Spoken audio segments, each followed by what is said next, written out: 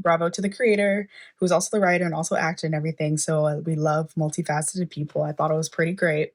I loved the intro, how it essentially bleeds into the first scene. I thought that was really, really cool.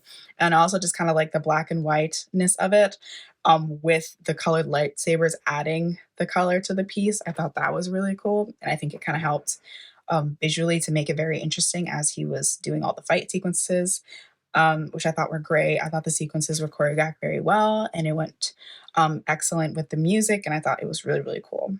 Um, Cinematography wise, I thought the canted shots were really good because I felt like, I mean, we already know something's off, but I feel like I love when I see canted and know that something's supposed to happen soon. And I thought that was really cool.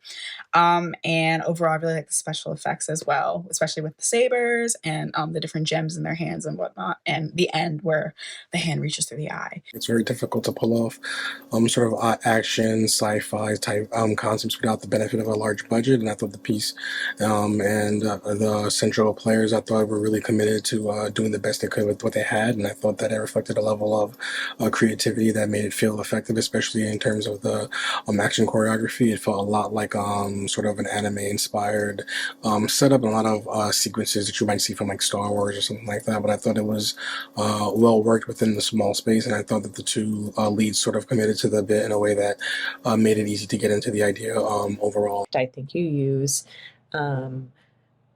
weaponry and these sabers in a way that's really interesting, in a way that isn't, when you use a prop like this, it can be, derivative of existing materials, but I think you use it in a really interesting new way, um, very central to the plot that doesn't make it seem like it's pulling too heavily on other materials.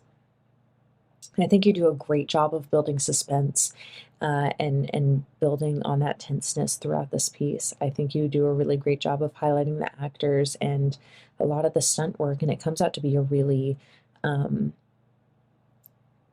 a really thrilling action piece. It's incredibly fun to watch, and I could definitely see this becoming big budget and getting a much wider distribution. Very imaginative. You've built a whole kind of new mythology, and we're kind of getting an idea what's going on here without any dialogue. It's all action, and he's got this vision of an eye at the end. Stuff. It's pretty cool.